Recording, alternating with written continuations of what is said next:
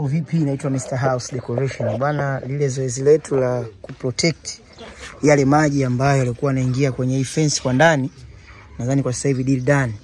Unaona namna ambavyo ukuta nilokuwa na uzungumzia, ambao nilisema tunauotesha ukuta wa zege ambao ni huu hapa, na huu ukuta unakuwa protected pamoja na waterproof. Kwa hapa kuna waterproof, alafu ni zege tupu.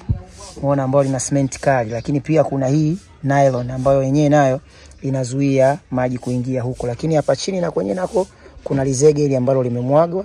Umeona bwana?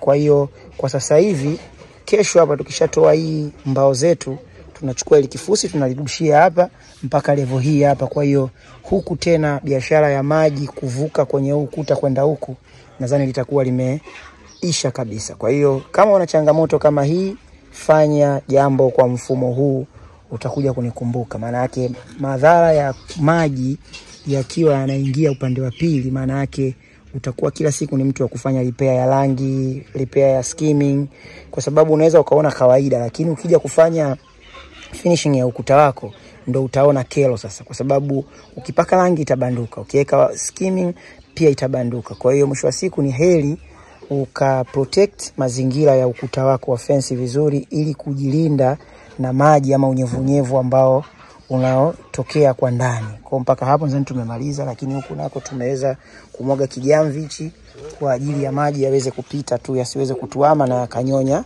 kwenye huu ukuta. Kwa mpaka hapo nadhani deal done. Mimi naitwa Mr. House Decoration. Leo tunaingia zoezi la kupiga plaster sasa, kwa sababu tulikuwa tunataka tumalize hili changamoto alafu tuingie ukuta wa ndani, ambapo ni kwa huko ambapo ndo tunaenda kupiga plaster kwa sasa hivi. Wetu ambao tuna kupiga plaster ni huu ambao kwa ndani, kwa nje huko ndo tumefanya ule udhibiti wa hii fungus unayoiona. Kwa hii fungus tena haiwezi kujirudia tena kwa sababu tushadhibiti. Kwa sasa hivi tunaanza rasmi plaster yetu kwa ukuta huu. Lengo ni kwamba tuanze kufanya finishing. Sasa tungefanya finishing ndo tunaposema kwamba unapokuwa fundi, jitahidi unamshauri mteja kwamba kitu gani ambacho kinatakiwa kianze. Hapa angekuja fundi mwingine, maana yake angeambia tuanze kupiga plaster. Lakini mimi changamoto nimeiona. Kwa hiyo nikamwambia tusifanye chochote, tusifanye finishing kabla tujadhibiti hii. Mwisho wa siku utapata hasara. Kwa hiyo kilichotokea ndo hiko. Kwa sasa hivi tunaanza plaster. Tukimaliza plaster tutakuja kufanya nadhani ujenzi wa kule kile kigorofa tunauanza kesho rasmi kuseti na kuanza kujenga kile kijumba cha juu. Mimi naitwa Mr. House Decoration. Don't forget to subscribe.